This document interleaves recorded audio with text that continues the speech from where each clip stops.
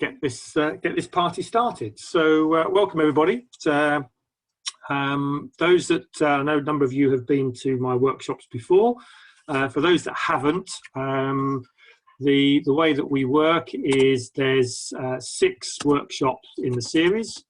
They repeat every 3 months, and this is the last one of the current cycle, end of September, and then they begin again sort of October through to December.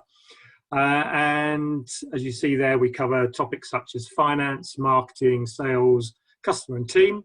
And obviously today's is all about time management. How do we get the most out of our time? And I used to call this self-mastery because a lot of it is about how we control ourselves. You know, there is no such thing as time management. You can't manage time. You know, there's 24 hours in a day. Successful people have 24 hours. Unsuccessful people have 24 hours. The difference is successful people do more with their 24 hours than unsuccessful people. Okay, and as we'll see, you know, there's some techniques to actually help us with our discipline, our self-control, and how we actually manage this as we go through. So this is what we're going to be covering: goal setting, a little bit on limiting beliefs, what we think about time. And then we're going to get into a few techniques that I've used over the 15 odd years that I've been coaching to help people with that process of controlling what they do and getting more done each day. So what I'd like you to just make a note of, and if you want to share that in the chat box, please do, because I just want to make sure I do cover as many thoughts as we can. I've been through a few of you. But if there was one key thing that you wanted to get out of today, you know, around time management, what would that be? How could I help you best to make sure you come out of here with a lot of value, but more importantly, something to actually improve where you are with your time management? So have a think about it and then just sort of write it down. So Zan, more spare time, okay? So when we say spare time, I'm assuming that's time to do the things you want to do. So rather than, you know, doing the work side of things, actual, you know, family life, personal life, time to do hobbies, that sort of thing. Creative space, excellent. So that's what you want to do, is just have that time to think, time to do what you want to do. Plan a week effectively. Good, Harvey. Yeah, that's really important. I've got a good technique towards the end to help you with that one. Achieve more. Yep, that's definitely what we've all got to do.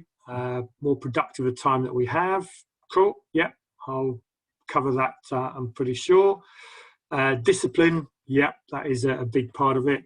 Prioritizing, managing, and focus on the important rather than urgent tasks. Yep, we'll be going straight into that one. So that's really key. Cool. Good. Any more?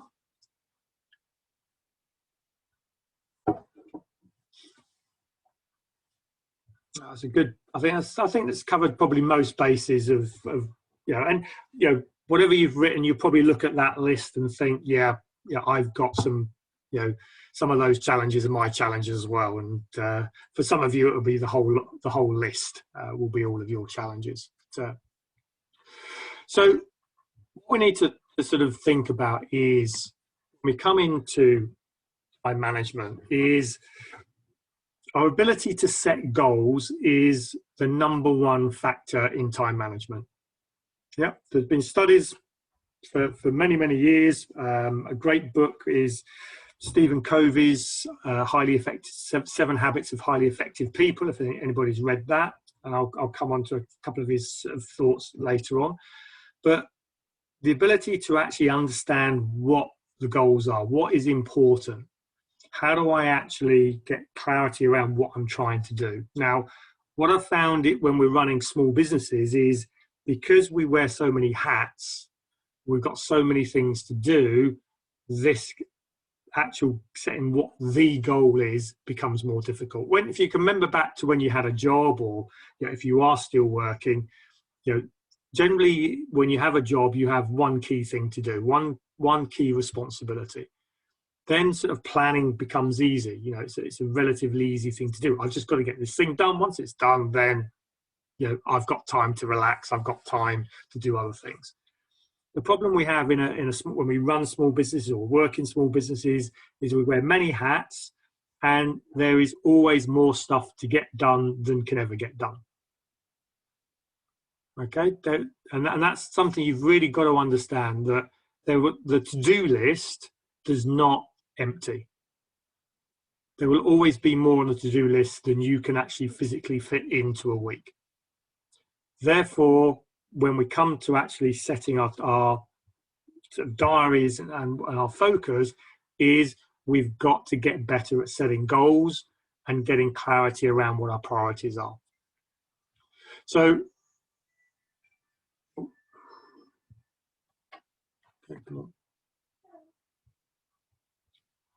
right, my computer's just...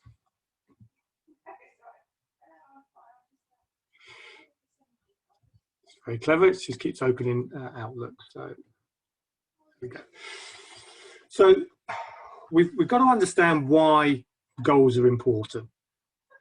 The better we can get at goal setting and better we can get at focusing on what we actually want to achieve, the more likely we're going to do this. So this little diagram here comes from a guy called Jim Collins. Wrote some brilliant books. The one this comes from is Good to Great. So what makes great companies? And when he looked at it, he said all companies, have real clarity around their core values. They have a clear purpose as to why they're in business, and then they set targets and goals, and down to the actions, and then the schedule. So everything that they do is actually linked together. One second. So everything they do is linked down to the direction in which they're going. So as business owners, we've got to make sure that when we're setting goals, they start from the big goal. Where does my business need to be, or where do I want it to be in a year's time, 5 years' time, 10 years' time? Okay, because if we haven't got clarity around the goal at that level, then setting the smaller goals becomes more difficult. We become more and more reactive in the day-to-day. So as we move, so if I can, my pen works. So as we move up here, this becomes more and more busy. The day-to-day stuff gets in the way. Down here, so at this level, we're at that sort of helicopter view. We're looking down on the organisation, and we can see the bigger picture. So if our bigger picture isn't right, then it's very difficult to make sure we're going in the right direction here. So it's a bit like organising a holiday, and actually having no idea where we're going to go for a holiday. And therefore, when it actually comes to the holiday, well, what do? Well, anything. I have no idea. So we've just become busy doing stuff rather than towards the big picture. So we've got to be thinking, in our businesses, where are we going to be in a year, 5 years, 10 years time? And ultimately, if we own the business, what do we want out of the business? We don't want a job for life. You don't want to be working until we're 60, 70, 80 years old, if we can help it. What we want to do is build a business that gives us what we actually want. If we're employed in the business, I know some of you guys are working for business owners, we should be clear what our progression in the business is. Where do I want to be? Do I want to get promotion within the business? At what level? How am I going to drive my own personal goals within the organisation in which I'm working? So having that clarity is very, very important. And once we've done that, we're really tapping into what makes our brains work. Okay, so this is a little diagram here of how the human brain works. And there's a very key part to our brain, which is this bit here, which sits about here, which is the reticular activating system, or we tend to sort of abbreviate it to our RAS. So a reticular activating system takes in all the information from our eyes, our ears, and our sort of touch and feel, and it acts as a filter. Okay, it filters out what we don't want, what we don't need to actually process in our brain. So I want you to do a little exercise where you're sort of sitting at the moment at home. I want you to look around the room, And I want you to count the number of red things you see. So just look around the room, how many red things you see, and just type that into the chat box. Okay, just whichever number it is, just hit the number in the chat box and press enter. So how many red things do you see?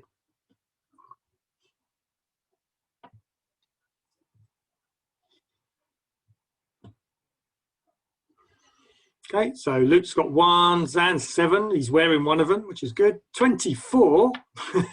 So that's a good bit of counting there. So 2, 5. Damon's gone one better, 27, 15. Cool. Okay, so now after you've typed that in, I want you to just to look at the screen. So just look at me. Okay, back in the room, look at me. How many green things did you see? So just type how many green things you saw. Don't look around again. Just type how many green things you saw. So Conrad saw 9. That's pretty good. Yeah, a lot of people didn't see any at all. So the key to this is you saw them. Okay, apart from Conrad, who's got an amazing power of perception. He can see 27 red things and 9 green things in one go. So the majority of people will look around the room and actually won't have recognized any of the green things, because I set your reticular activating system to look for red things. And that's what you did. Our brains are good at doing one thing at one time. Blokes more than women. Women can do multiple things. Yeah, but the majority of us, it's 1 or 2 things that is what I focus on. So if I set your reticular activating system to look for red things, then that's what you do. And that's why we have to set goals. Because if we don't set goals, we miss the stuff that is important. We get easily sidetracked in all sorts of other things.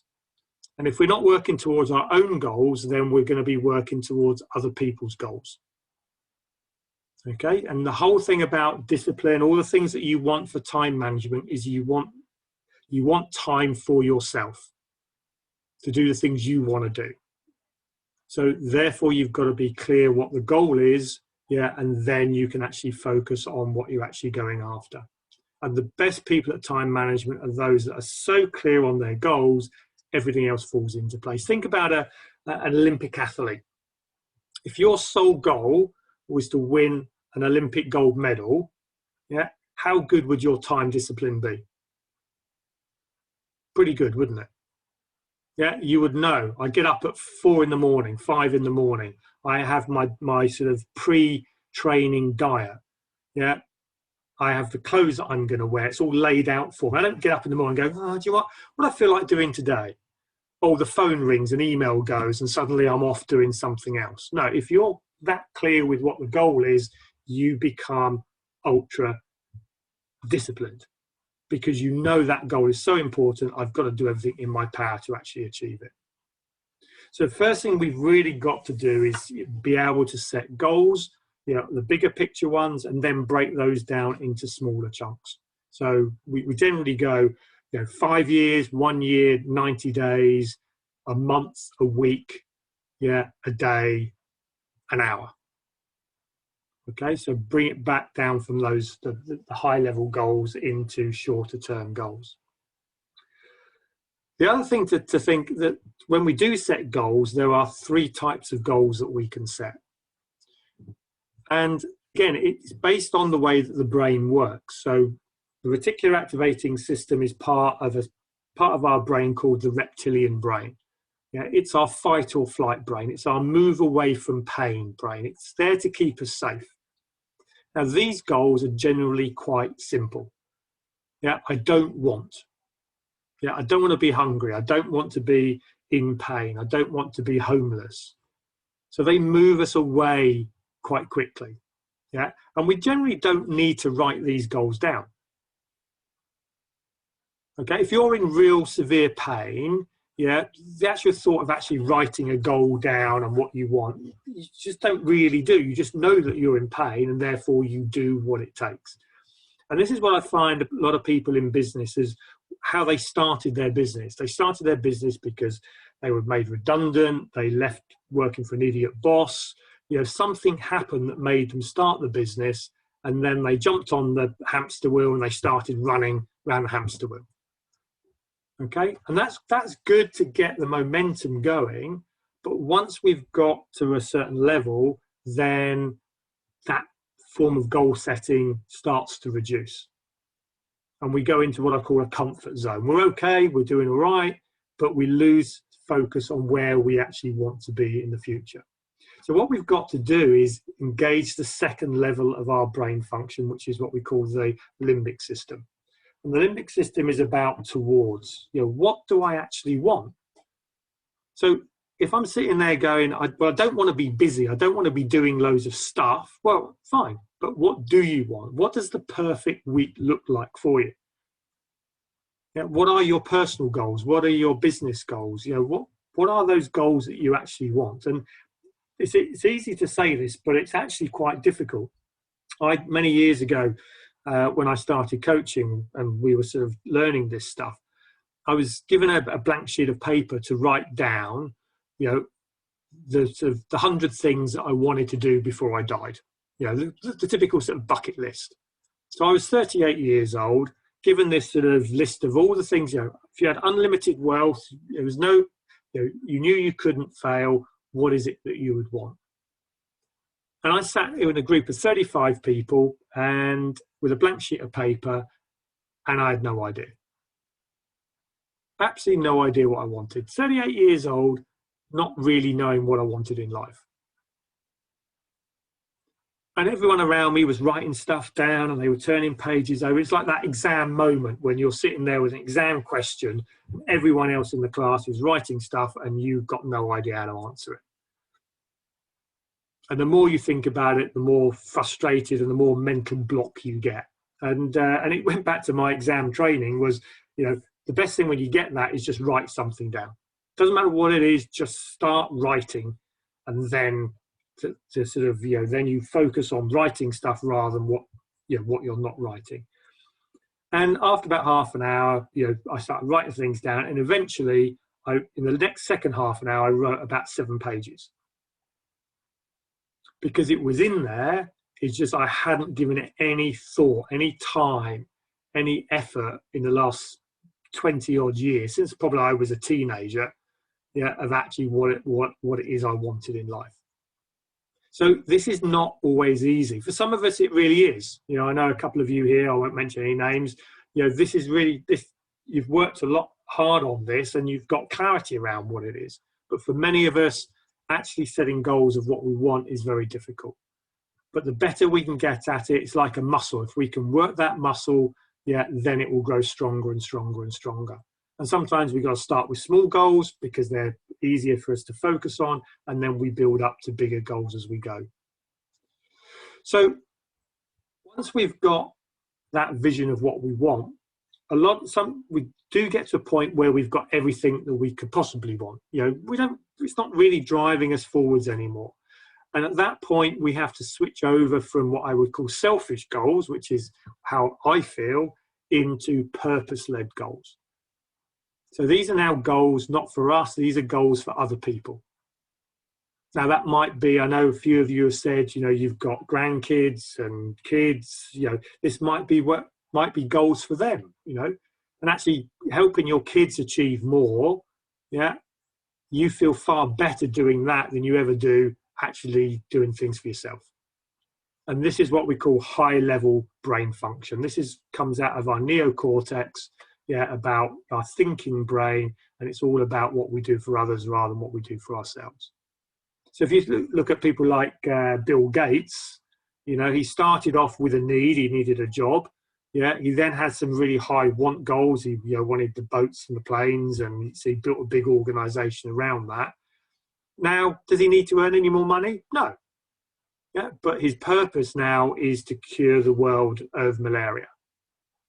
So he's got a massive high purpose which keeps him motivated, keeps him on track, keeps him disciplined, moving towards something rather than reacting to what's going on around him. So it doesn't matter where we are. We could still be in a pain goal. Great. Just get clarity around what it is you're trying to achieve. If it's a want goal, then again, get clarity around it. If it's for purpose for others, get clarity around it. It doesn't matter at what level we are, as long as we're clear what our goal actually is, because that's what drives us forwards. That's what allows us to identify what's important in our life, yeah, and what we should be spending our time doing. Once we've got goals, what I find a lot of people's goals are fluffy goals. Okay, I want to be rich.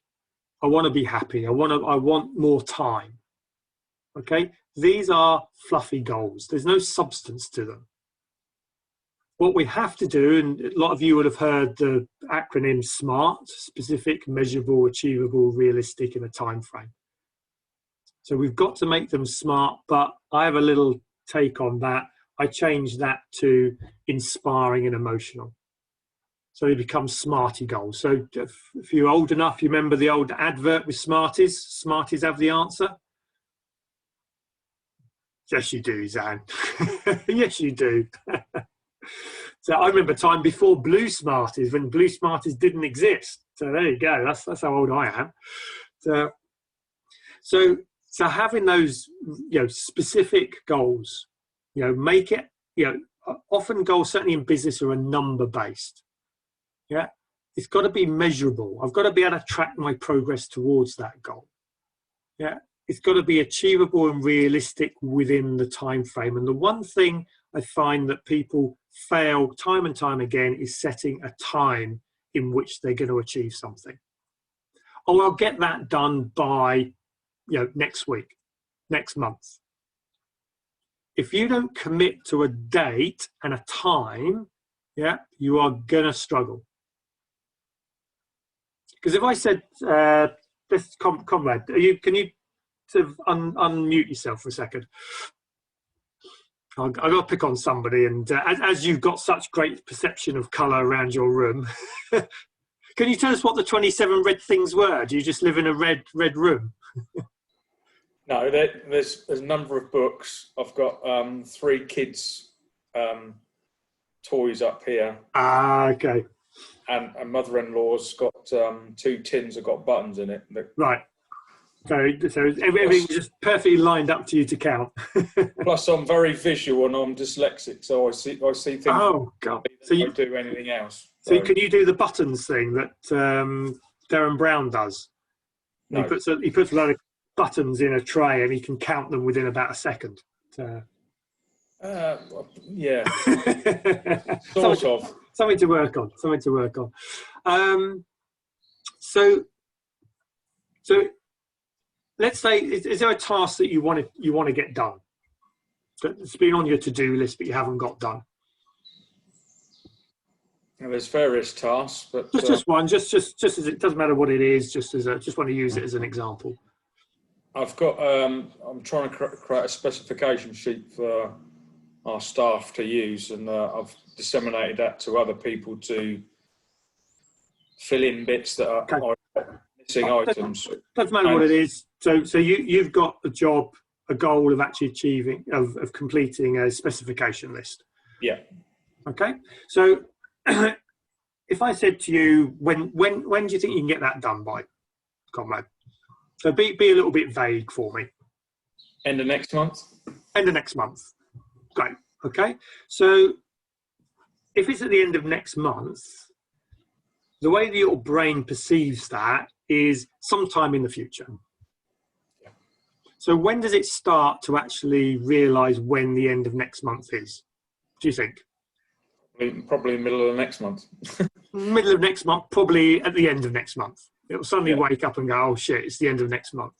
Yeah. So if I said to you, right, comrade, I want that specification sheet by the 30th of November or 31st of October at 10:30 in the morning. Yeah. How are you now thinking of that differently to the end of next month? What thought process is going on in your head? Well, because number orientated, that immediately registers that it's more urgent than it would have been, if you know what I mean. By a date and time on it. So now you've just by setting the exact time and say by 10:30 is more precise than 10 o'clock. Okay, 10:37 is even more precise than 10:30. Yeah. So you're having now to think, right? Because you've got to visualize that 10:37 on the Friday the 31st, whatever that date is. Now your brain is going into solution mode of saying, right, I've set a deadline now. How do I'm working backwards of when I need to start that project. If you say at the end of next month, I don't have to think about it now because you've not set that dateline in your head. And this is why sport is, when we look at sports people, why they seem to be able to be far more efficient than we are as business people.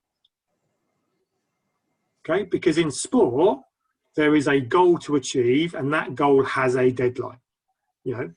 Up until this summer, if you were in the 100 meters, Olympic 100 meters, you would know exactly what day, what time that race was going to be, and you have to be at your peak, the moment you walk on the track.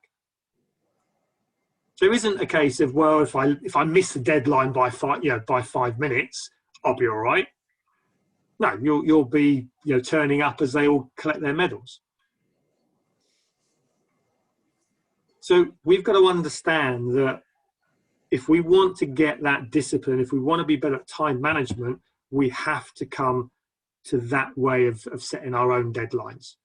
Not, I'll get it done by the end of the week. Not, sometime in the month, or maybe I'll do it tomorrow. No, when tomorrow? What time are you going to start it? And as soon as we start thinking that way, then the techniques that I'm going to show you later are going to make a lot more sense. But it comes back to the way our brains work, and they are goal-seeking missiles. But if you don't set a SMART goal, okay, if you don't set something that is, this is what I'm aiming for, this is what I'm going to achieve, then you're letting yourself off the hook. And this is just as important, not only for ourselves, but when we delegate to other people, do not allow somebody you delegate something to have, by the end of next week. That is not a SMART goal. Okay, when by the end of next week? Thursday. Well, when Thursday? Thursday afternoon. Okay, when Thursday afternoon? And you'll see that their face change as their brain has to work out, shit, I've now got to get something done. It's now going through the mental process of actually clarifying, can I actually get this done? And if it's in there, then you're going to increase the chances of it happening, a great deal. So SMART goals, but if they're not inspiring and emotional, then you're not going to generally you don't buy into them. So if you've got a goal that is a bit of something what we call a frog, I do come across the term eat that frog. There's a great little book on that if you haven't read that one. That we have all these frogs that we taste nasty, we don't really want to do, and the key to this is actually to get them done. If you've got a frog to eat, then set the inspiring emotional as a reward. So if I get this done by 10 o'clock tomorrow, then I'll reward myself with something that's quite nice. I'll buy donuts. I'll take the afternoon off. I'll treat myself to that thing that I was going to do. Okay, so just a little way to give yourself a little reward. If it's a bit of a nasty thing you've got to get done, then give yourself a reward for actually doing it. So for me, often when it comes to sort of month end and I've got the admin-y stuff to do, I will link something I'm probably going to do anyway, to that task. So I'll say, for me, I love my golf. So I say, if I get that done by 2 o'clock on Friday, then I can go and play golf in the afternoon. Okay, and if I link those two, then in my mind, I'm more likely to get it done at 2 o'clock because I'd much rather go and play golf. I won't wait and let it drag on. So we've got to start thinking about what our time goals are. Okay, so this is really sort of a way to actually think about, when we're looking at running our business, one of the key terms that I use a lot is this working on the business and working in the business. Working on is, think about it as if you're the managing director of your business, that's when you wear the MD's hat. Working in is when you're actually wearing an employee's hat, you're doing the activity, the job itself. So you've got to make time, and set goals for how much time you want to spend working on the business. There might be 5 hours a week, might be 10 hours, it might be 1 hour a week. But set the goal of the amount of time, not necessarily what you're going to do with the time yet, but set the amount of time that you think is right to be working on. My default minimum is about 5 hours. Okay, if you're an employee and you're working in your job, you should still be thinking about the bigger picture stuff. So set time to work on improving the job you're doing. So improving the systems, the processes, perhaps meeting other people to actually do the job better. And then the rest of the time actually doing the activity itself. Time with the family. They talk about work-life balance. When you're in business, there is no work-life balance. Nothing's in balance. Certainly, with Damien and Claire, when you live together, you work together. It's in the bottom of the garden. You ain't getting any balance. All you can ask for is harmony. Okay, the two have got to work in harmony side by side, and it's a bit of give and take. So, okay, I might be working a few evenings, on the business, but likewise, I should therefore be able to take some days off to go and do what I want to do. And if that harmony isn't there, then you've got to question it, and you've got to start setting the goal of what does successful look like? What does a good harmony look like? Okay, for me, it's quite easy. Again, I love my golf, so harmony for me is I get to play golf at least once during the week. If that doesn't happen, then I'm out of balance. I'm not in harmony. So I've got to do something to address that and get it back into line. So for me, it's about, it's a big part of that. When I started the business in the early days, I sacrificed all that because that's what I had to do. But that was never going to be the long-term goal. It was always going to be something where I can actually set, this is my goal because this is what's important to me. Business is there to actually help me achieve that goal. Time for self, this is what Zan was talking about, time to think, time to do the activities that I want to do. But again, it's got to be specific. How many hours? I know it seems a bit anal sometimes that, I've got to plan to be spontaneous. It just seems a bit odd, plan to be spontaneous. But when you've got so much to do, you have to create time in your diary to do this. Okay, and time to learn. I mean, you guys have all invested your time today, a couple of hours. I set a time in the diary. Most of you are on time. Some people haven't turned up. So that's what I would say. Don't be late, or you can't not turn up to a time management course, because how are you going to improve? So be clear what your time goals are going to be. When you're doing different roles, you might be doing marketing, sales, operation, finance, HR. You might be wearing all these hats. Set time. How many hours per week do you want to spend in each role? Even if you don't achieve it, then at least you've got a default to come back to each week. And you'll know when success is. When success is, I've achieved that, great. And the more you achieve it, the more likely you're going to repeat it. So that's really about the goal setting. So if we're not setting goals, then I don't think there's any way you can have control over your time. It's just, I've never seen it. The people that are in chaos are generally, I ask them, well, what do you want to achieve? They go, oh, I don't know. I'm too busy. I haven't got enough time. Well, no, you've got enough time. It's just you're not clear what your goals are, and you're not planning to actually make it happen. So a lot of people have positive beliefs and negative beliefs around time. Okay, so some of the things, there isn't enough time to do what I want to do. Well, there is. There's 24 hours. Every day you get another 24 hours. Just imagine if time were money. Yeah, you had £10,000 given to you at the beginning of the day, yeah, which you could spend or not spend. At the end of the day, you lose it all, but you're given another £10,000. You'd be pretty happy with that, wouldn't you? Okay, so there's no point in getting to the end of the day and of only spending £1 of your £10,000, because tomorrow you've got £10,000 and that's it. You can't accumulate it. You can't store it up for later. Yeah, you've got to start using our time wisely. So one of the my little sort of sayings is, business is not busyness. Yeah, we should not be, business isn't, or busyness in our business is not the default. That's not, when we sign up and we decide to run our businesses, a lot of people say, I run a small business and therefore I have to be busy. No, you don't.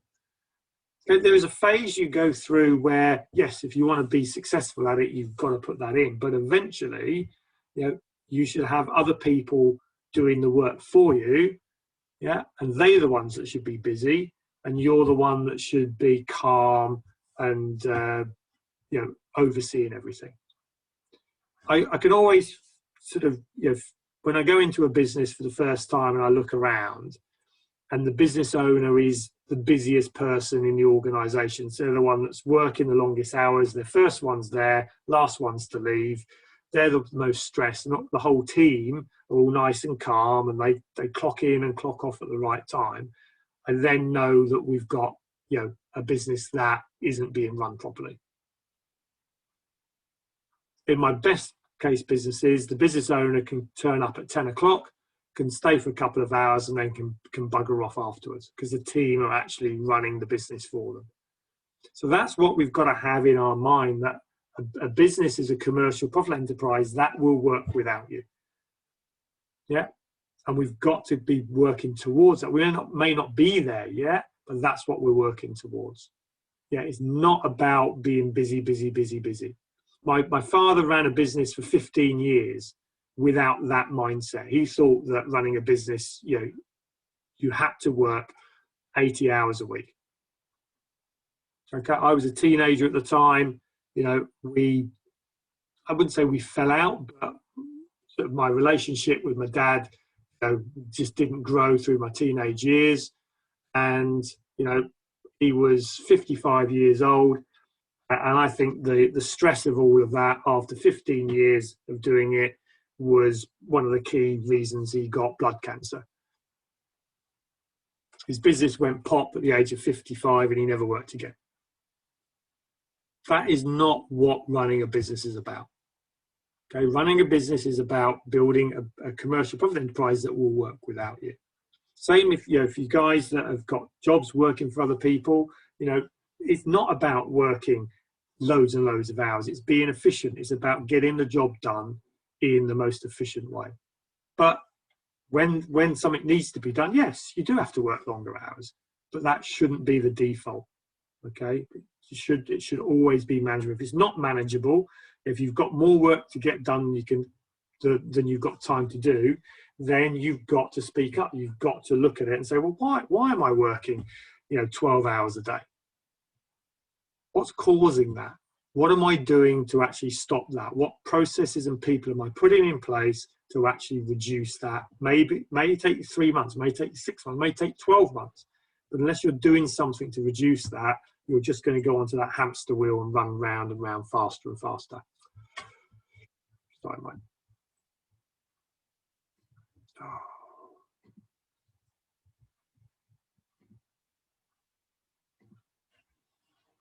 So,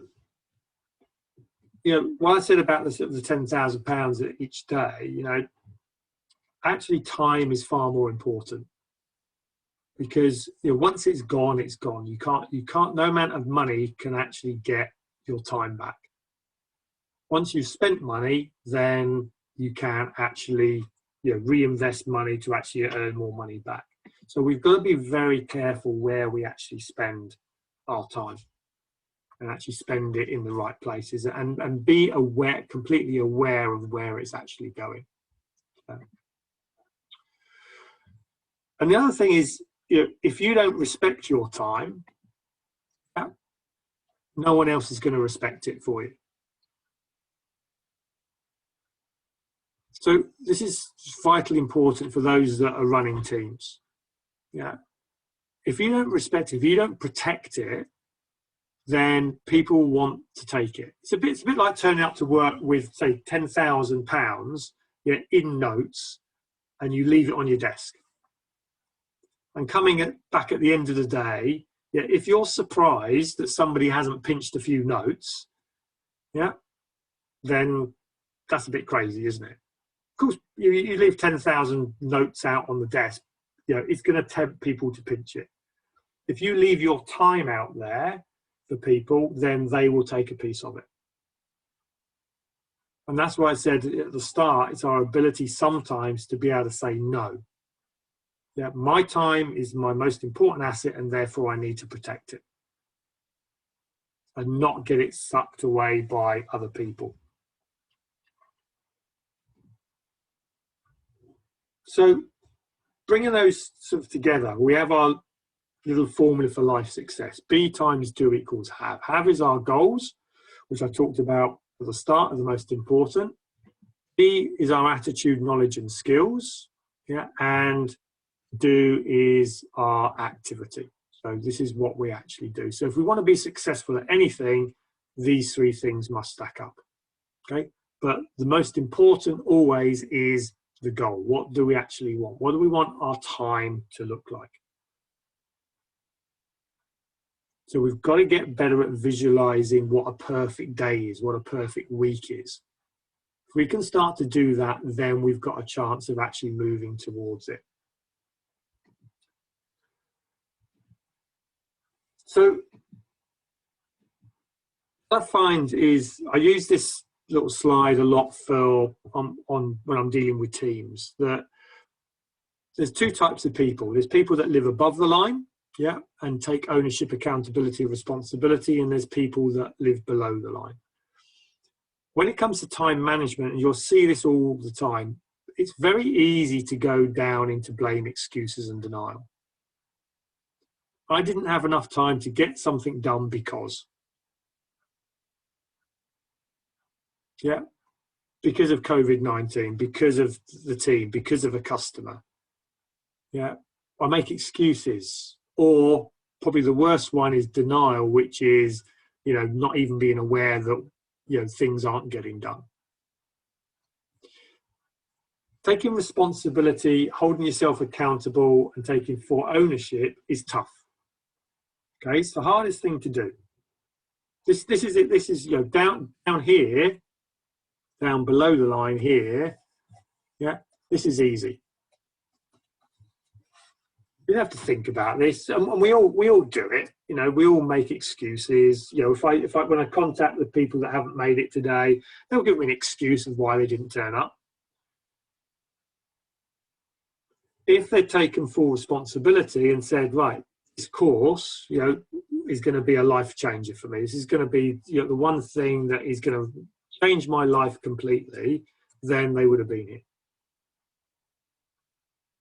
And this is what we've got to understand, that when we're looking at time management, we have to be up at this level. The things that we want to do have got to mean something to us. If they don't mean something to us, then they're the ones that we are going to just slip. And that's why we've got to put them in alignment to our, to where our goals are and what we're actually trying to do. And when we're dealing with our team members, we've got to accept that, they will go down here. They will do this stuff. Okay, because it's easy for them. But our job as a good manager is to make sure that, fine, okay, get rid of that blame, excuse, and denial. What I want you to take some responsibility for this. And think about, if you've got children, I know some of you got grandkids, this is childish behavior. Kids do this. Adults do this. So if you accept this from your kids, they never grow up. Yeah? If you accept this from your team members, again, they never grow up. So our job when we build a business is to build a business full of people who are above the line. They take ownership, accountability, responsibility. Okay, so again, if we're working for other people, we've got to make sure we do this, but also make sure your bosses do this. Because, you know, bosses can be terrible at making blame, excuse, and denial. So we've got to be prepared to call each other. You know, if we are below the line, you've got to be able to call it and actually do something to move above the line and take that responsibility.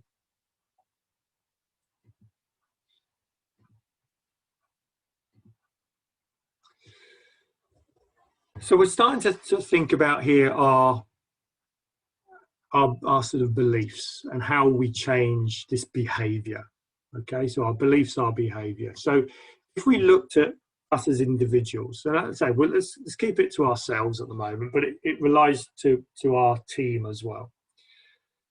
Our behavior drives our actions, our decisions, and the results. So if you look at yourself and say, well, am I getting the results that I could be getting? Yeah, and if the answer to that is no, then generally speaking, it's our behavior is not quite in line to what we want to achieve. So if I was a top level sportsman or woman, and yeah, I'm going out onto the field and I'm losing. Every time I go out, I lose. So my behavior on the field is not giving me the results. Okay, I could go below the line and I could blame this and make excuses, but you can't do that in sport. You know, it's down to you. You've got to be the difference. So if I want to change this behavior, I've got to look at myself as this iceberg. And what I see on the surface is only about 10%. The real meat is underneath the surface. So to change this behavior, I've got to start changing what's below. And the first level is, do I have the skills necessary to do what I need to do? Now, for some of us, we don't. Okay, if we're doing multiple roles, you know, different activities we've taken on, we may not be the best person at doing what we should be doing. So if you're doing the finances and you're not a trained accountant, if you're doing sales and marketing and you're not trained in those areas, or HR, you're not trained, you know, you don't have the skills to do the job the most efficiently you could, and therefore you're going to waste time. So at that point, you know, if we don't have these skills, then we need to train for the skills. We need to come onto a time management course, you know, learn some different skills, you know, and try different ways to actually achieve it. Because if we're not learning, you know, if we're not actually, so this is really about, you know, training. Yeah, and learning new skills. So that generally is quite easy, isn't it? Yeah, just to, you know, if I don't have the skills, then I need to go and attain those skills somewhere. If I've got those skills and I still don't change, then I've got to look at my beliefs. And so what do I believe that is holding me back? Now, this, compared to training new skills, would you say this is easier or harder? Sam? You need to come off mute. You come off mute, Sam? There we go. Sorry about that. Yes. So the difference between changing your skills and your beliefs. Yeah. Which one's easier to change? Changing somebody's skills or beliefs? I would go for skills because beliefs are more ingrained. Yeah. We're getting down deeper into this iceberg. Okay, so training skills, I can just train, I can learn some stuff. Beliefs need to be challenged. Okay, so if I want to change your beliefs, Zan, about something, I need to challenge them. I need to question them. I need to go, why do you think that? Why do you think that being busy in a business is the right thing to do? Why are you working 10 hours a day? Why are you running around? Why are you the busiest person in the organization? Now, as an individual, are we good at challenging our own beliefs? No, we're rubbish at it. In fact, we can't do it because we can't see it sometimes. We're so ingrained in doing what we do, we don't actually see that there's another way of doing it. So this is why we need somebody outside of us to challenge this. It's very difficult to challenge your own beliefs because you believe, excuse my French, but you believe your own bullshit. Yeah, until somebody's there to actually challenge you, then nothing changes. If our beliefs, we can change our beliefs, but we're still not changing the behavior, then you go down to a values level. So these are our core beliefs. These are our real values, what we believe is right. Now, how easy do you think these are to change? Really tough. And to be honest, if your values are working for you, then fine, stick with them, don't change them. But if you don't change at this level, then again, if the behavior is not right, then you're not going to actually change anything. And if we go down to the bottom, down to our identity, so identity is what we say to ourselves about ourselves when we're by ourselves, then that's really tough to change. Who I really am. And I find this a lot with business owners, or to be honest, with senior execs or anyone in a senior position, is their identity sometimes isn't at the same level as their position in the organization. So if you're the managing director of your business, do you see yourself as a managing director? Do you have the identity of being a managing director? And a lot of CEOs, that in large organizations, actually when they're working with their coaches, turn around and say, I don't. There's a fear of getting found out, fear of actually somebody someday is going to question why the hell I'm running this organization. Now they're good at covering it up because you can't go into an organization and say, well, I've got no bloody idea what I'm doing. But deep down, their identity, their voices are constantly challenging them. And we've all got these voices, no matter what we do. Top athletes struggle with this. Okay, their little voices say, well, you're not worthy, you're not good enough. You haven't practiced enough. Who are you to win this championship? There's better people than you. Okay, so down at this level, the only way really to change this is therapy. Okay, if you want to change it quickly, then you need either mind-altering drugs or therapy. But we can work on our identity. It takes time, so if we continue this journey here, learn new skills, challenge our beliefs, improve our values, and therefore build our identity, over time we can get that confidence and knowledge to be the person we want to be. But if we're not clear what that person is, then none of this gets moved forwards. It just stays there. And that's what happened to my dad. My dad was a successful person before he bought a business, started a business. But did he work on his identity, and his beliefs over those 15 years? No, he didn't. He just stayed at the same level, didn't learn any new skills. And therefore, when push came to shove, the business stopped growing and he went out of business. And when you think about 98% of businesses in the UK are under 1 million turnover and employ less than 10 people, you can see that the majority of people get to a certain level of their behaviour and that's where they stop. And one of those key things is, again, time management. Is they're not spending their time doing the right things, they're just doing the busy things. So we need to be focused and challenging our beliefs at all time. Am I actually doing, what's right for me, moving me towards my goals and growing this business? And the final one, and to be honest, I should put this one first because the environment in which we work and we live, yeah, is probably one of the biggest influences on our behaviour. Okay, so if we're in an environment that isn't conducive to the behaviour that we want, yeah, then we've got to change that environment. And I've been through this a number of times, you know, running my own business. I started my business in my front room, you know, and, you know, it was a smallish house. And, you know, in order for me to change my behaviour, I had to move out of that environment.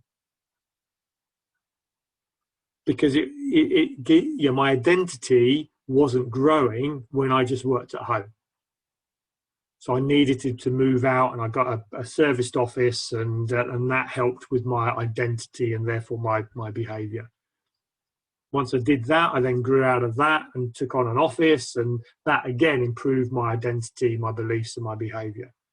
The bizarre thing is I've come full circle, yeah, and I now work at home again. But part of that is because my goals and my priorities have changed. So it's not, I don't see it as a step backwards. I just see it as a different way to go forwards. So we can be prepared to change that, yeah. But as long as we're understanding that if I change the environment, therefore I change the behaviour. And for some of you, you know, certainly we've got big teams, you know, I call it the open plan office syndrome. Oh, we should have an open plan office, and, you know, I need to be accessible to my team. Well, yeah. So if you're more accessible to your team, what do your team do? Access you. Yeah. So they're constantly, you know, asking questions, you know, what's this, what's that? And therefore you don't have any time. And if you look at big organizations, you know, where you've got, you know, the managing director, let's say you've got a big office block, yeah, where's the MD's office? Top floor, yeah, in the furthest corner away. Now, okay, it's got the nicest view and it's probably the biggest room in the whole building, but it's also the furthest away from everybody else. So if you want to go and see the MD, yeah, you've got to make an effort. So it's got to be important. So sometimes making ourselves inaccessible to our team is critical. Changing that environment so we're not in the business, we're not pulled and sucked into the day-to-day is vital. Now that might be, you know, having your own space in your office. You know, it might be working from home once or twice a week. Okay, but if you want to change that behavior, always think about, do I need to change that environment? Because that will be one of the biggest positive impactors on your actual behavior. The next thing we've got to think about in our relation to time is the type of behavioural profile that we are. Now, I know some of you guys are clients, and we've done DISC profiles with you. For just raise your up, people I can't see. You know, is anybody not done a behavioural profile? Just type in the chat box if you haven't done one. Okay. It'd be good. So Zan hasn't. Okay, Zan. Yes, interesting. We'll, you know. So if you have, brilliant. You know, we use one of the systems we use is a system called DISC, and it's a very simple one. It's one of the oldest profiling systems that there is. It was first developed in the 1930s. And has been improved upon ever since. And some people call it ColourWorks, where there's colours of red, green, yellow, and blue. Yeah. So, but we tend to use the original, which is the sort of the DISC profile, and it categorises people into 4 types: outgoing, yeah, reserved. So extroverted, introverted. Task-focused people, so logical, analytical, and people more emotional, sort of people-focused, people-related. And we've got elements of all of these in us, but we tend to have 1 or 2 profiles that are higher than the others. And those people, if we go to the extreme, so if I'm task focused, so if I'm task focused and outgoing, then I'm called a D. If I'm outgoing and people focused, I'm an I. Reserved and people, I'm an S. And reserved and task, I'm a C. So, and we can also say so D's are powerful people, I's are popular people, S's are peaceful, and C's are perfect people.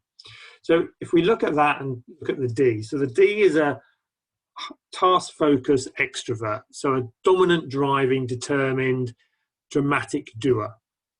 Okay, so these people get things done. They're not always the best at communicating to other people. They don't really get, we call it emotional intelligence. Yeah, they don't really get how other people feel. They can walk over people, make people feel quite bad. There's a bit of laughing going there with Damon and Claire. I assume the D's you, Claire, on that one. So their challenge with time is, no one else does it well enough. They're all useless, and the only person that can do this is me. So I'll do it. Yeah. Because of that, they know everything. They know their business inside out. So they'll have their fingers in every single pie in the business. Yeah, and the business cannot, eventually, it doesn't work without them. They're such an integral cog in the whole running of the business that the business just won't work without them. So you can imagine this person. So we look at this as sort of saying, if I'm the business owner here, and I've got my team here, I've got my customers here, I've got my suppliers here. The owner works on the team, the owner works on the customers, the owner works on the suppliers. So we get this big arrow just points, take you out of the equation, the whole business disappears. So D's are great at starting things, getting things going, but they're actually pretty rubbish then at handing things over. Okay, because they don't get buy-in to the tasks. Their version of delegating is, there you go, get it done. I want it done as quickly as possible, as good as I would. And that person's had no training, there's no process to follow. They get halfway through and the D goes, oh, you're rubbish, I'll take it back and I'll do it myself. There's a lot of laughing there with Claire and Damien. And you'll see it, and certainly for other people, if you've got bosses like this, they can be great, but they can be a right royal pain in the arse. Okay, so a D's got to understand that the strength with a D is they are good at seeing the goals, of knowing what needs to be done. They don't like detail, so they are actually quite good at delegating. They're quite happy to delegate something, but what they're not good is actually giving the process of exactly what, the full instructions of what they should be doing. So they've got to delegate a little bit slower and allow people to get to that level of competence where they can hand it over, in a proper way. We move on to the I's. So I's are now extroverted still. So another word for extroverted is I speak before I think. Okay, so they'll just, whatever's on their mind, they'll just come out with it. Yeah. The I, though, is more looking to inspire people. Yeah. Sort of influence them in a way. So a D will get things done by telling people what to do, and I will inspire them to get it done. Okay. They love talking to people. So you can always tell a D's desk, because there'll be minimal amount of paper on it and it'll all be in the right place. Can we see that desk? Is it a bit like that, Claire? Or maybe there's a bit of another profile in there as well. It's a mess. It's a mess, is it? Okay. So there might be a little bit. I'll show you a little bit in a minute. But the I generally doesn't have a desk, because the I just likes talking to people. They're never at their desk. They're always wandering around, talking to people. So very good at inspiring people, but the challenge with the I is to get caught up with what I call magpie syndrome. Start lots of things, never complete it. Yeah, flitter around. Oh, the next shiny bright thing. Oh, there's something over there that I'm going to do. Oh, there's something. So easily distracted is the high I. Yeah, talks about it, but actually when it comes to delegating, doesn't really give any instructions. Just an expectation that something's going to get done. And as I say, starts things, but just doesn't complete them. And certainly with a team, you know, when you've got a high I, people have a lot of respect for that person, would really appreciate what they do. But when it comes to it, they go, well, yeah, but I don't really know what I'm meant to be doing. So nothing really gets done. Okay, so I's will lose time because they're actually, you know, they're too busy talking to people, too busy doing things that they really shouldn't be doing. It's all about the people, not about getting the job. S is now the steady person. So this is the supporter. You know, they're stable, you know, a little bit shy, a bit more introverted. You know, an introverted person thinks before they speak. So sometimes, you know, when D's and I's are talking to S's, they get a bit fed up, a bit frustrated because, well, come on, say something, say something. Yeah, but the S needs to mull things over, think about it, take a bit of more time before they process that information. They also like the status quo. They don't like change. They like a nice, easy pace to things. And the biggest problem with an S is they really don't like saying no. So if you want something done, give it to an S to do, because they will get it done. It won't be in a very good time frame, yeah, but they will happily accept it because they want to keep people happy, yeah, by actually doing, you know, taking that work away from them. And as I say, they're not great at time scales. So yeah, the SMART goals I talked about is critical for an S. If you don't give an S the time frame you want it done by, you'll come back in a month's time and it will be on the list. They'll know where it is in their pile. Oh yeah, I was going to get round to that. But somebody else has come up with some urgent stuff that has taken precedent. Then the C is the conscientious, cautious, calculating, compliant, correct person. So this is the person that really has that attention to detail. And their challenges are, it needs to be perfect before they move on. So they get stuck in the detail. They get stuck in actually, you know, dotting the I, crossing the T, and things that they should have just moved on to something else, they're still working on. Yeah, they hate delegating. C's hate delegating because they really, you know, if D's, you know, thought they could do it better, a C thinks they're the perfectionist at this. And they don't like accountability. You know, again, they like enough time to get it done properly. So if you ask a C for a deadline, oh, I don't know, I'll try my best, but you know, I want it to be right. So they can, you know, their time goes in, you know, that final 10% in any job. Whereas a D would get it up to 80% and go, right, that's good enough, move on to the next one. Okay, so if we understand what our profile is, yeah, whether we've got D in us, I, S, C, I say we've got a mixture of them all, but there'll be one or two that are more prominent, then we'll start to understand our relationship with time. And we'll know where our weaknesses are. So if I'm an I, so when I'm coaching I clients, for me, it's really about getting that accountability, getting that focus. Yeah, stop the magpie syndrome. D's is probably to reduce the pace a little bit and get them to actually not react and delegate more. Delegate properly, not just chuck stuff at people and expect it to be done. S's, got to teach them to learn to say no. You know, don't keep taking other people's stuff on. Focus on what you need to do. And C's, you know, is to avoid that going too slow because, you know, you just want everything perfect. Well, life isn't perfect. You've got 101 things more to do. You've got to stop that and move on to the next thing. Okay, so understanding what your profile is really key. And if you haven't done a profile, you know, we use a system. It's all online. It takes 10 minutes to do. Produces a 37-page report, and for that basic report, it's 25 quid. So it's a really cheap way to actually get that information. And I think Luke, you did yours, didn't you?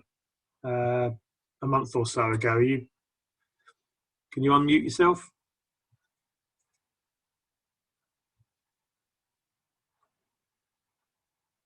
Luke Barnes, are you? No, he's nodded off. Okay. Luke Simpson says well worth doing. Yeah, they're great tools, and also if we're trying to delegate to other people, we've got other team members, then understanding their profile, how to delegate, how to motivate them is key as well. So it's for us, but also helps them with their time management. So once we understand ourselves, you know, what causes our problems with time management, yeah, and we're working our sort of our own identity iceberg, then we can start looking at the tools that we can use to actually help us. There's no point in doing the tools without understanding who we are first. And there's no point in doing either of those until we know what we actually want to achieve. So goals, number one. Number two, work on our own belief system and our own behavior, and then use the tools. This is why, you know, time management courses don't work, because they just give you the tool. Yeah, but if you don't understand who you are and what you are, the tool may or may not work for you. Okay, or you may not know how to use the tool because you're not quite sure what your profile is and how, you know, how it's best used with your style. So our time mastery sort of, you know, 4 quadrants. So this came, I did mention it earlier, was Stephen Covey's 7 Habits of Highly Effective People. And habit number 4 was all the effective people that he actually interviewed and looked into had this amazing ability to be disciplined. Yeah, it's what they did with their time that was critical. And they looked at it and said, there's 4 areas. The first one is not urgent and not important, which he called the distraction. So successful people do not get distracted. They don't do non-urgent, non-important stuff. So an urgent thing is something that, you know, needs to be done now. There's a consequences of not doing it. Yeah. An important thing is something that's helping us achieve our goals. So that's why I said, if we don't know what our goals are, we cannot identify what's important, and therefore we cannot use this system. So not urgent, there's no consequence, not important, it's not helping us achieve our goals. So this is stuff. You know, this is where we get sidetracked. I look at something on Google, 5 minutes later I'm off on some strange website, you know, playing some staff game, or I'm just doing something that's, you know, I don't need to be doing. Now, I generally find business owners don't have much of this because there's always too many things to do. But if you do find yourself being distracted easily, you've got to stop that. Yeah. If you're going to do the, you know, the sort of, I would call the quiet time, relaxation time, make time to do it, keep it limited, but be very cautious of it, because it's quite easy, it just grows. So I had a client with me, he's into video games, you know, so I said, okay, so when do you play video games? Yeah, I bet you start playing during the day. And he said, yeah. I said, well, that's because you don't have a goal. You know, the business hasn't got a goal, therefore, you know, you think that playing a video game is an important thing to do. So we're going to cut that out completely. Okay. So we've got to kick out these distractions. The next level then is urgent. So there's a consequence of not doing it, but it's not important. So this is a bit more, it's a bit more thought. He called this delusion. And delusion comes from where, you know, we delude ourselves we're busy because, you know, we're doing things that are important. If they're not important to us, they must be important to somebody else. So we end up helping other people achieve their goals rather than achieve our own goal. And this is a big weakness of C's and S's. Okay, so back to the C and S profiles is they're helping everyone else achieve their goals, but they forget about their own. And because of that, they delude themselves that they're busy, but they're actually not busy moving themselves forwards, then they're moving other people forwards. Now, if you're supporting in a team and you're doing that, that's fine. That's what you're paid to do. But when you're running a department or running your own business, then you've got to be clear what's urgent, what's important. So this one to me is all about you've lost sight of what your goal is. What are you trying to achieve?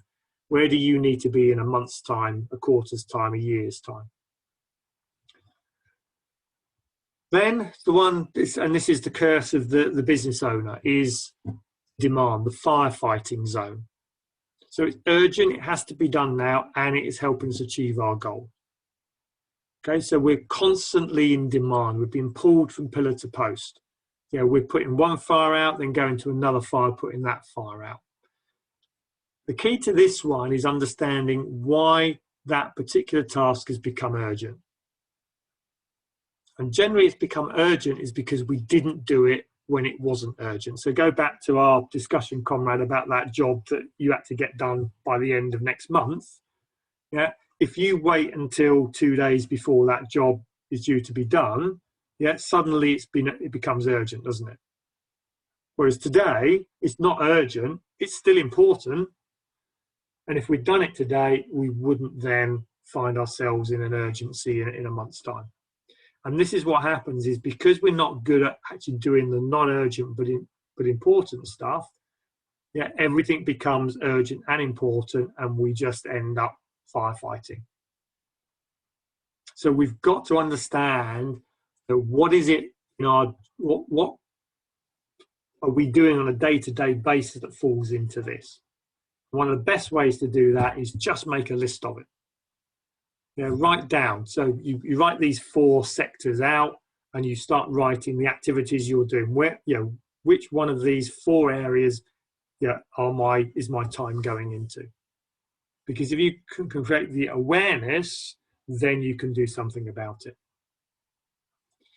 Where he said we want to be is in the zone, which is the urgent, not urgent, but important. And this, for me, is the working on the business, not working in the business. This is your 90-day plan. This is your strategy. This is the time to think. And what we need to do is to make sure that we're spending enough time in here so that we don't do the urgency important. We say no to avoid the delusion, and we're clear enough on our goals that we never get distracted. If we can do that, then we start to get control of our time. Okay, so we've got to start thinking, in the work that you're doing on a day-to-day basis, awareness. Look back every day, even halfway through the day.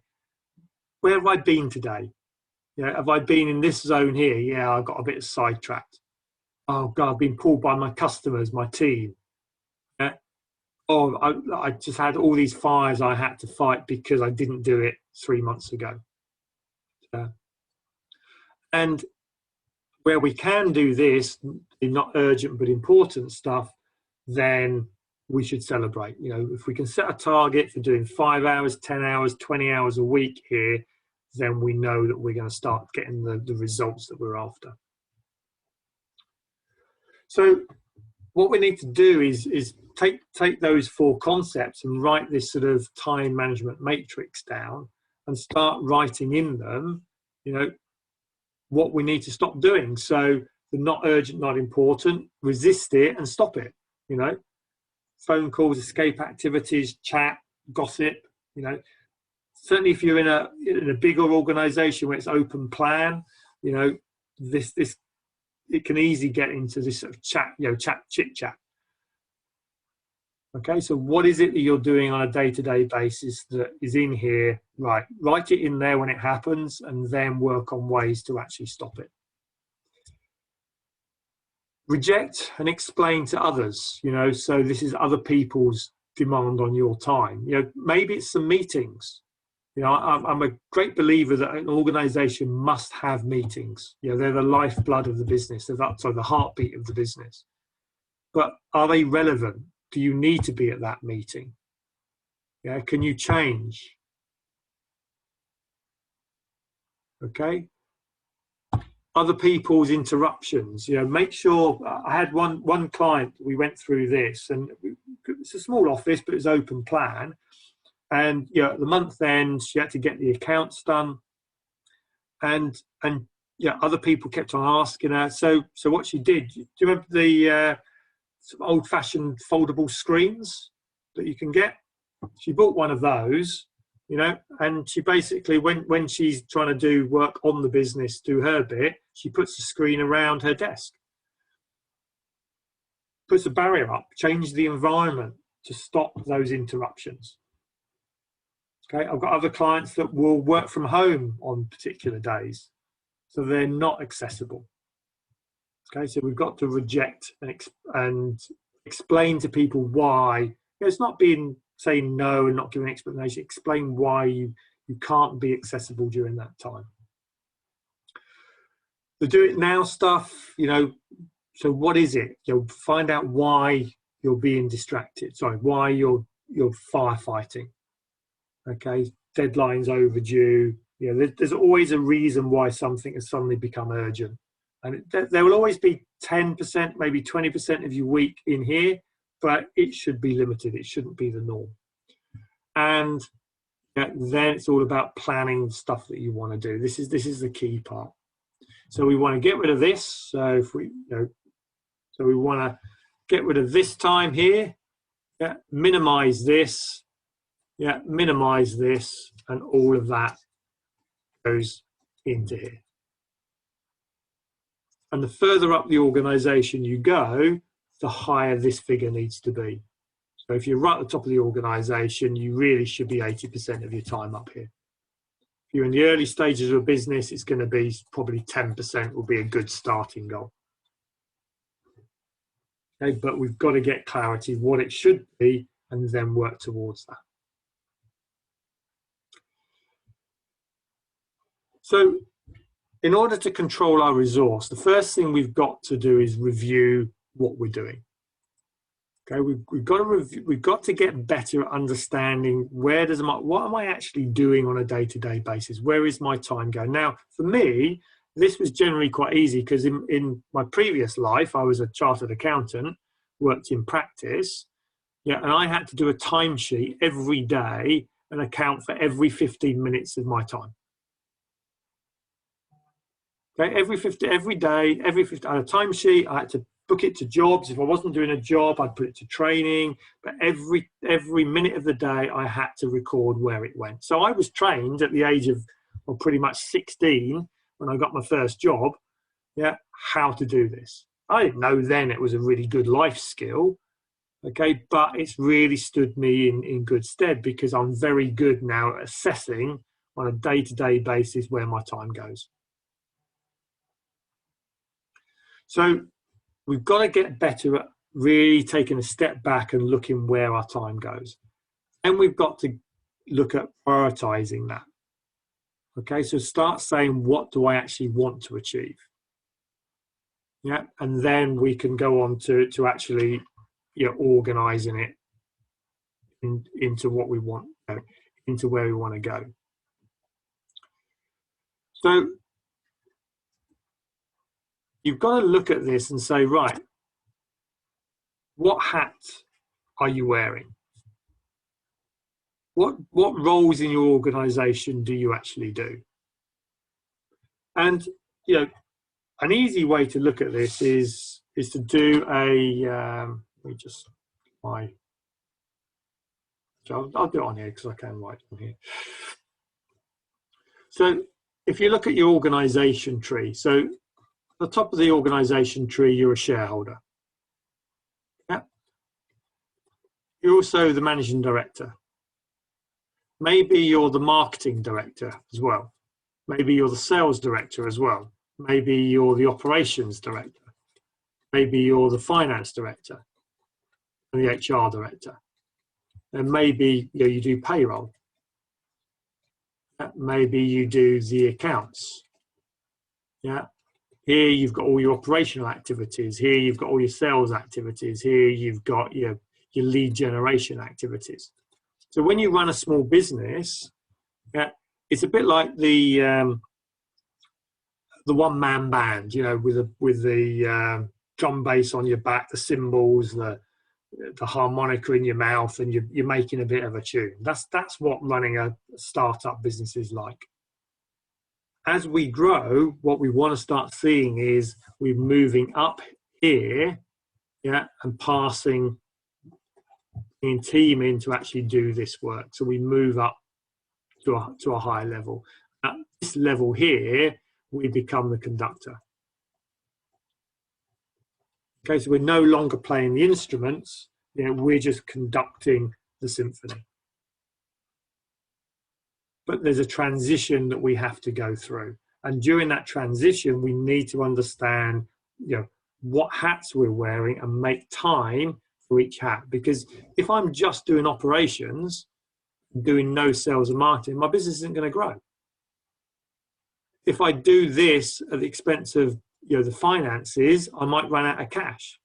If I don't spend any time doing HR, my people are going to be fed up and probably leave, and I'll never be able to grow. Now, sometimes we can outsource some of this stuff. So we can outsource the finance and the HR to other companies. That we can get marketing companies to do our marketing. One thing I'd say you don't really outsource certainly your sales and your operations. Okay, so we're starting to, you know, we wear all the hats to start with. Now we're trying to build a team where we can actually pass these hats over to. But when it comes to our time management, what we want to be able to do is really keep this sort of time log. Yeah, the time of where my tasks are doing. So you put down here sort of marketing. Okay, so Monday I spent 2 hours, Tuesday I spent 2 hours, didn't do anything there. Did 4 hours on marketing. Finance, yeah, I did 3 hours there, nothing there, nothing there, nothing there, that's 3 hours. Operations, yeah, 5 hours a day. Yeah, so 25 hours. So you start keeping a log of this time, and then you start saying, right, well, is that right? Should I be doing that? And if we set at the beginning of the month or the week a target, yeah, and say, right, well, I've got 40 hours I want to work. I should be doing 5 there, 5 there, 20 there, and sales here, it should be 10. So that's my target. Now I'm setting a goal and I'm working towards it. Now, okay, not every week I'll achieve that, but if I can, then it's really going to help me. Okay, so the first thing we've got to do is review what we do and record it. It's got to be down in writing so you can actually see it, because you'll have 1 week which you'll think is a great week, another week you'll think is rubbish week, and at the end of the month you'll look back and you won't really know what the month was. Okay, but if you've logged every single hour that you've worked and where you've worked it, you can actually then take a logical, judgmental view of how the week has actually gone. Once we've done that, and we do that for a few weeks, then we can move into what we call a skill fund matrix. So now we're starting to analyze these activities that we're doing, into whether it's high skill and whether we enjoy doing it. Anything that's up here, high skill, high fun, we want to carry on doing. Okay, so this is this should be the working on the business. This should be about growing the business. Okay, because if you don't find growing the business fun, then don't be in business. If you're working for somebody else, this should be what you're doing, what you're paid to do, the actual role that you love doing. Down here, low skill, low fun, we don't want to do any of that. So we've got to delegate that out to somebody else. Stop it and delegate it. Okay? There's no reason we should do this. if it's high fun, low skill, this is a bit of a question mark. Yeah, I really enjoy doing it, but does it need me to do this? Okay, so for me, this used to be accounts work. Because I'm an accountant, I actually enjoy doing accounts work. You know, it's bizarre. I know most of you look at me as a bit of a freak, but I did enjoy it. But yeah, it didn't really need my skill. You know, my skill was moving into coaching. That's what I really want to do more of. So all I would say is limit this to 10%. Okay, so no more than 10% of your week should be high fun, low skill. Okay, but sometimes there are jobs that you want to do that, you know, you just enjoy doing. It might be meeting customers, you know, it might be an operational activity that you do. I know I've got one client that, you know, he's an electrician, you know, he likes doing SMARTie stuff. Okay, so fine, you know, for 10%, you know, half a day a week, do some SMARTie stuff. But for the rest of the time, work on the business. The problem comes with this stuff, high skill, low fun. So it needs your level of skill to do it, yeah, but you don't really enjoy it. What you've got to do with this stuff is you've got to de-skill it.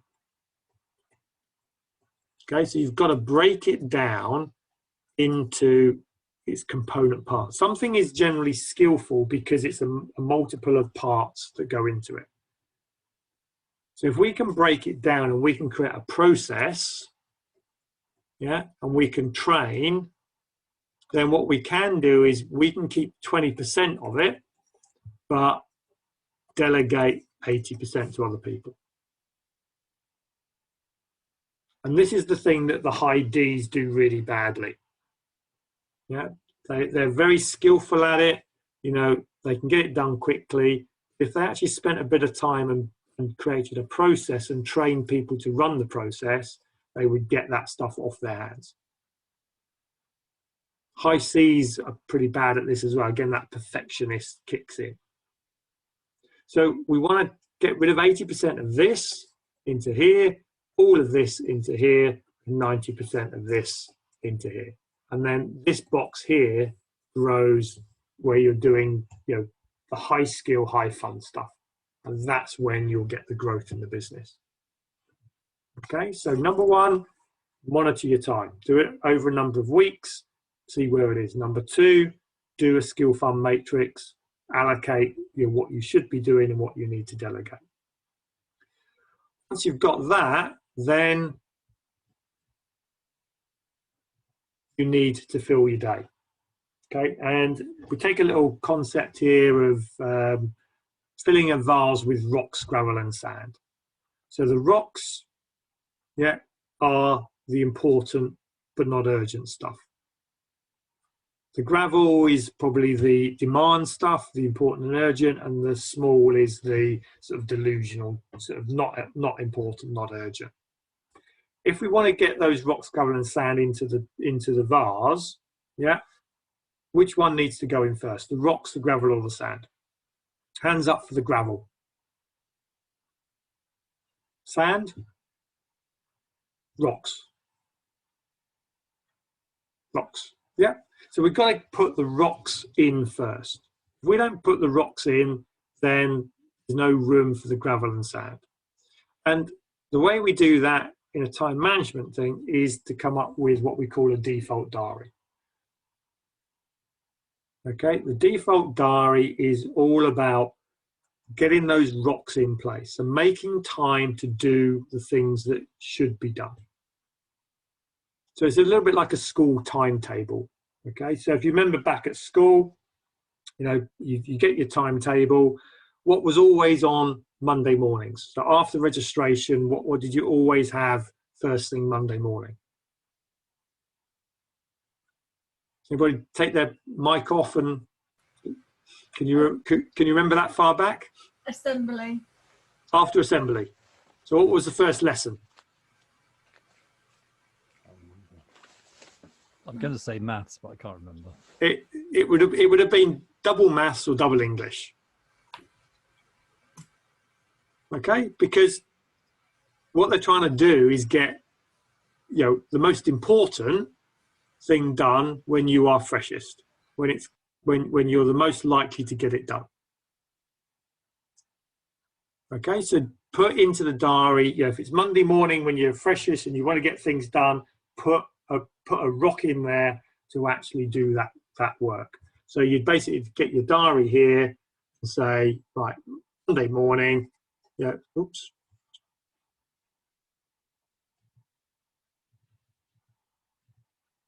Mad. So Monday morning in here, yeah, that is to do my sort of working on the business. Go back to your school timetable. Wednesday afternoon. What did we always do Wednesday afternoon? Zan? Sport. Sport. Yeah, sport. Yeah, it's always Okay. sport. So you needed a bit of a halfway through the week pick me up to get your energy levels back up. Okay, so do something that's fun and enjoyable halfway through the week. Break the week up. Yeah, maybe go and meet clients. You know, do your team meetings. Do something that is less taxing but more fun. And then, what about Friday afternoons? What did we always do Friday afternoons? Those that didn't bunk off.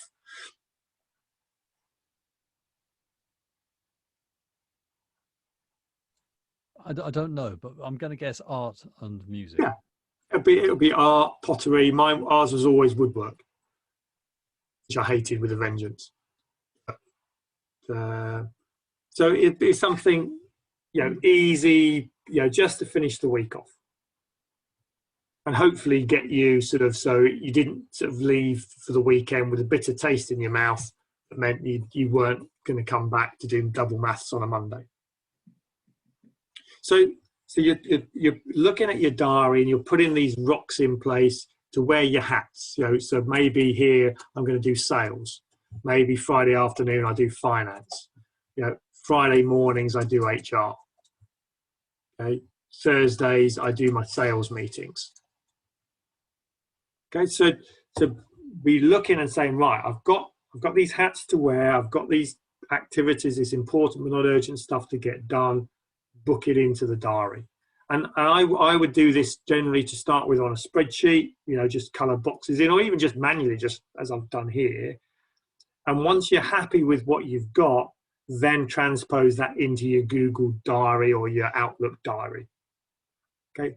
This is not about putting activities. This is the hat that you're wearing. You're at that point in the time. So you're always doing sales at that time. You're always doing marketing at that time. You're always doing finance at that time.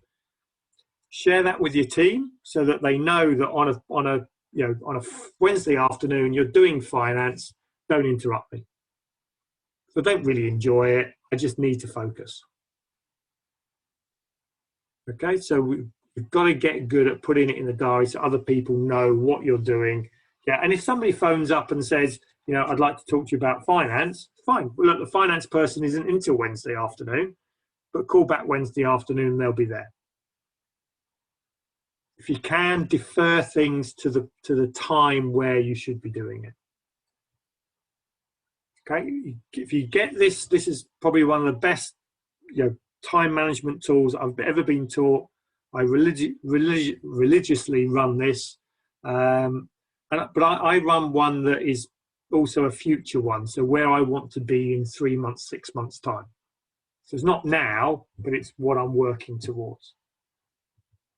Okay, and then that's in the diary. Then you work your day to day for that. And if you get a week where a client's phoned up or something's happened, fine. Okay, it goes out the window. But the week after, it's a default that you come back to. Okay, that way you're always feeling you're coming back, and the more you use this, the more you'll get that feeling of structure in your day to day. So those are my three key things. Review where you are, skill fund matrix, book it in the diary. And then each week, yeah, what you've then got to look at the beginning of each week. So we do a thing called a 20-mile march. Now, this comes from I don't know if anyone recognises this guy. Ranjit, you were nodding there. Was that? Is it Amazon? Amazon. Yeah. Amazon, yeah. So Amazon, yeah. Amazon. So he was the first man to the South Pole. He's in one of Jim Collins's books. I can't remember the last. It's the last book he wrote about sort of leadership and looking at the difference between, Scott of the Antarctic was seen as this great leader, and then Amundsen. Most people, unless you're Norwegian, don't really know who he is or what he did. But the definition really of a great leader is somebody that leads people to achieve the goal. Now, he did. Scott killed all of his people and himself. So that, to me, really doesn't mark you out as a great leader. If you kill your whole team on the pursuit of the goal. But one of Arnesen's key things was he came up with this concept of the 20-mile march. So every day when they were going across the South Pole, his goal was to achieve 20 miles in whatever weather there was. So when they started, the weather was great. Yeah. So they'd make really good progress. He would do 20 miles, finish around about, because obviously at that time the days are very long, finish around about 4 o'clock, make camp, stop. Scott, on the other hand, thought, weather's really good, let's plough on. So they would do 40 miles. Next day, they'd do 60, another 40 miles. So they'd think they were ahead of the game. But then the bad weather came. Yeah, Amundsen, bad weather, 20 miles. Next day, bad weather, 20 miles. Next day, bad weather, 20 miles. Scott, bad weather. Oh, look out. Oh, it's a bit grim out there. Oh, perhaps we were ahead of the game, so we won't do any this week. Next day, bad weather. Oh, God, it's still bad. Perhaps we won't do any more. We'll leave it another day. Then the next day was good weather. Oh, now we need to catch up. We need to catch up. So he just pushed his people too much. But by doing a little bit regularly is far more effective. So when we come to looking at our weeks and our to-do list, so we've got our default diary of when I should be doing things. At the beginning of the week, we want to make sure that we get enough in that week to fill that time, and no more. A little and often is far more effective than trying to cram it all into one day. So set yourself the time. I've got 2 hours to do finance. Right, what can I get done in 2 hours? Get it done, move on to the next thing. And it's that level of discipline that really helps you move things forward. And if you can't get everything done in the 2 hours, then either you've got to rejig your default diary to give you more hours, or you've got to start delegating this out to somebody else. So we're really thinking about that 20-mile march, that, right, each week, there's my default diary, there's my time slots to get things done. What do I put into those time slots? Get it done. And if you get it done quicker, great, fantastic. Either move on to something else or finish early.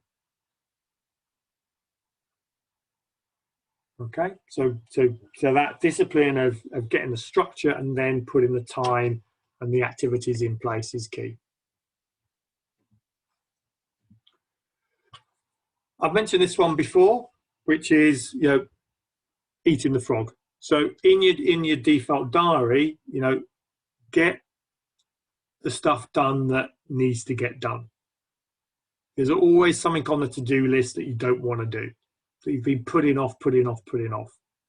Book it into the diary. Make it like an appointment with your most prestigious client. If your most prestigious client said, I want to see you on a Wednesday morning at 9 o'clock, they would be in a diary and you would not be late for that appointment. Make those frogs, those things you don't want to do, just like that. And it's amazing, those things you've been putting off because oh God, it's going to take me forever. I don't really want to get onto it. You book it in, you get it done. A, you'll feel so much better, and B, you'll be amazed how quickly you actually get it sorted out. Okay, so really thinking, you know, what are my frogs? Book them in, you know, and find a good time to do your frogs. You know, generally for me, it's a Friday morning. I do my frog, yeah, and then if I've got my frogs done, go back to my SMARTie goals. I always set myself a little reward for doing that. And for me, as I said before, that's playing golf. Okay, so be clear what your frogs are to actually, you know, to work on, to put into your diary. So really, you know, I've studied time management for many years. I've read numerous books on it. You know, everything that I've come back to comes back to those same principles. You know, number one, get clarity around your goals. You know, if you don't know where you're going to be in 12 months' time, you can't work on how you're going to actually get yourself there. So, you know, for all of my clients, I know a number of you on the call, you know, we've always started with a plan. So the big goal, where does the business going to be in 5 years' time? And then every client has a 90-day plan. Because without that, you just can't do time management. It's just, I think it's impossible. You know, you're just reacting all the time. Look at your limiting beliefs. Okay, so look at those. You know, really recommend DISC profiles. It's a really powerful tool to really understand who you are, who your team are, where your strengths, where your weaknesses are. Okay, and if you want some help with that, please just, you know, send me a message afterwards, email me. It's an online system. It's cheap as chips, but it's very, very powerful. And then, you know, undertake that time audit. Really record the time. Where's your time going? Do your skill fund and complete that default diary. You know, if you do those three things, yeah, you will start to get a better grip on your time. Now, sometimes, you know, you'll identify things that you need to fill it, you know, to bring in. So I know Ranjit is on the call. You know, we've done that, and he knows he needs to recruit another person to start delegating to. So that's what he's been working on for the past few months. Okay, once that person's in, yeah, then you've got to be prepared to put up with it until that person's in, and then you can start moving forward. So some of this does take time to do. You can't just wave a magic wand and suddenly get all the time you want. But if you don't have a plan, it ain't ever going to happen. Doing the same thing over and over again, expecting a different result, is a definition of insanity. So we've got to start changing the way we look at our time and put it into place. But after all that's said and done, more often said than never done. So, you know, it is about taking action, do something. You know, really look at this. You know, if you want templates on the default diary, the time audit, the skill fund matrix, please just email me, and I'll quite happily send you, you know, copies of those out, so that you've got them and you can just complete them rather than create them from scratch. I'm more than happy to help you with those. So, and being a time management course, you know, finishing 3 minutes before time is always a good sign. It very rarely happens, I must admit. So I do have, you know, a couple of minutes to answer any questions. If anybody's got anything that I haven't covered from what you wanted to deal with, please do use the chat box, or just unmute yourself, and as long as everyone doesn't do it at the same time. So Luke, Luke Simpson, are you there? Did it take a while to get used to? Which bit were you asking that question on? The diary part. So doing it by half an hour segments, it just seems very in depth. I don't know if I'll be able to get used to it straight away. You got to remember, Luke. I was brought up an accountant, so you know that amount of detail I was easy with. I don't know if Luke Barnes is still on the call. I know he had to go and see a supplier, but Luke, who was on earlier, he's more of a high D person. Yeah, we've both got a real similar profile. Okay, so for high D, I would do morning and afternoon.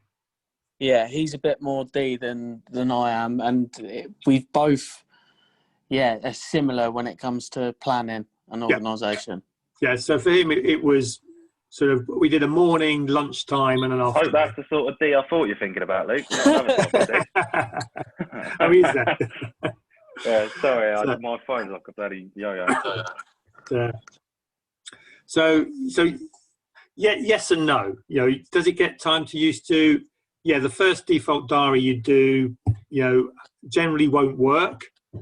You know, bits of it will work, and then you'll go, oh, actually, doing that on a Wednesday afternoon, that just doesn't work. So you just change it, and it just adapts. I mean, I've been using them, you know, for 14 years, so you know, I can do one now in about 5 minutes, and I'm pretty good at sticking to it as well once it's done. But that's 14 years of practice at it. So yeah. I'm really good at the diary. I already do it for my home life, for my kids, for our house, for all of that. I am rubbish for work. So what? I can apply it to my diary looks like that. It's colour coded. Yep. I know which kid. We've got 4 kids. I know which kid needs to be where. I know when my shopping's being done. I know all of that, and it's all in there. So I'm really good at doing that for my home life. But when it comes to my work life, I'm like an apprentice as well, so I have college work as well. I'm rubbish at applying those same principles to my work life, which is really interesting. Yeah. Like why I can't do the same.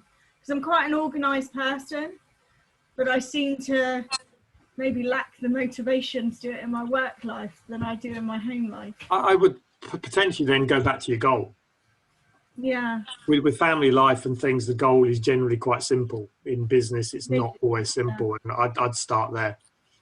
Yeah, it's interesting. What's my goal? What do I want my work life to look like? Because if you don't know what you want it to look like, then anything you come up with just isn't going to work. Yeah, really interesting. I just thought, oh my God, that looks like my home life diary. And I am very organised when it comes to all of that. If you're organising any big event with a deadline, you would be ultra. If I said to you, you've got to build this business, you know, I'm giving you 3 years by 31st of December 2023, this business must be done, and you must sell it for 2 million quid. Otherwise, it's taken off you, and you get nothing in return. You'd have to have strategies and a plan to get there. You'd put a lot more effort into your strategy and your plan. Yeah. But because no one gives you that goal, when does it need to be done? Well, it doesn't really matter, does it? When do your kids need to go to school? Doesn't really matter when they need to go to school. It could be any time. You wouldn't need a plan. Yeah, it's because when we're reactive, there's generally an external deadline to it. When it's our own, if we don't put that deadline on it, then it just drifts. Yeah. When's tea going to be ready? Sometime this week. Well, no, because I want tea at 6 o'clock. Yeah. Yeah, I need to look at that. And that's why you've got to have goals, you've got to have a plan, you've got to start being clear what your deadlines are. Without that, no, it's not just you. No one's able to do it. Yeah. Because that's how your brain works. Your brain works towards, it's a goal-seeking missile. It likes to know, right, this is what I'm trying to do by this time. I've got to go out. I've got to collect food before it gets dark. Before the nasty animals come out. That's we've had millions of years of evolution to that thinking. So play to that strength. Yes. Good. Well, it's been a pleasure, guys. I hope you've all enjoyed that. And say if there are any questions, posts, please give me a shout. And if you are interested in doing more of these courses in 2 weeks' time, we've got where are we? Back to marketing, actually. So we're back into our marketing workshop at second week of October, which I think is the 8th of October. 8th of October will be marketing. So please, do keep an eye out for those. Love to have you back, and love to have a chat with you if you want a bit more help with the goal setting and planning. So it's been great having you, and we'll see you soon. Take care. Thank you very Thank you very much. Bye. Thanks. Thank you. Bye.